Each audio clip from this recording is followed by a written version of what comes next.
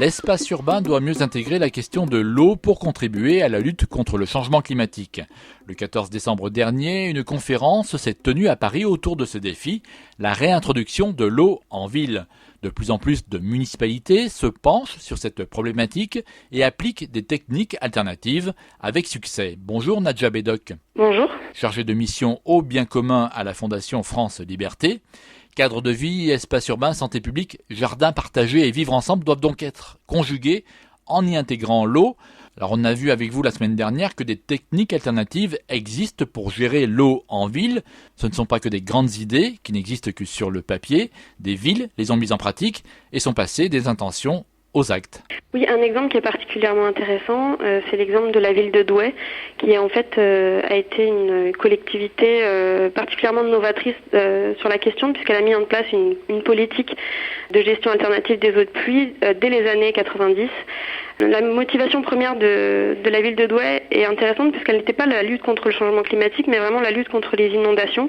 L'élément déclencheur a été la succession de 5 inondations en 5 ans dans le même quartier de la ville de Douai.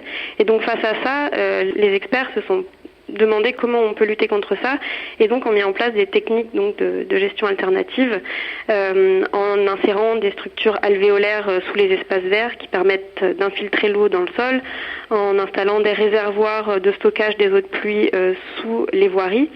Et donc ils ont mis en place ces techniques, y compris dans le centre-ville historique de Douai, qui est pourtant pas un espace propice à la mise en place de structures de ce genre. Mais en fait, la logique qu'ils ont mis en place et qui a été très efficace, c'est en fait de systématiser l'ajout d'une fonction de stockage ou d'infiltration à chaque rénovation urbaine, à chaque rénovation de structure. Donc ça leur a permis de mettre en place une politique alternative peu coûteuse en fait. Et d'autres villes ont mis en pratique ces méthodes alternatives qui ont un véritable effet sur le cycle de l'eau.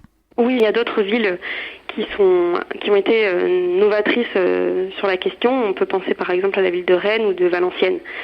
Et aujourd'hui, en fait, on constate que la lutte contre le changement climatique est de plus en plus intégrée dans les motivations des collectivités locales quand elles mettent en place une gestion alternative des eaux pluviales.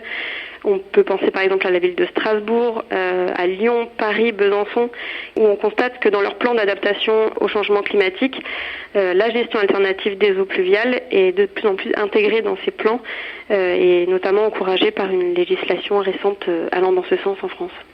L'objectif en fait de ces méthodes alternatives de gestion des eaux pluviales consiste en fait à limiter les surfaces minérales qui font ruisseler l'eau et l'emmènent vers les canalisations. Voilà, des exemples de mesures qui peuvent être mises en place par les villes sont la mise en place de chaussées poreuses, de toitures végétalisées, d'espaces verts à double fonction. Par exemple, un stade de foot peut servir d'espace de stockage des eaux de pluie en cas d'épisode de précipitation violent. Donc voilà un petit peu ce qui peut être mis en place par les villes.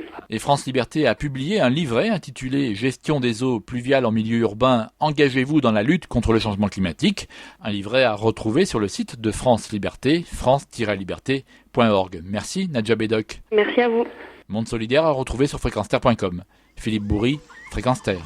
Retrouvez et podcastez cette chronique sur notre site fréquence-terre.com.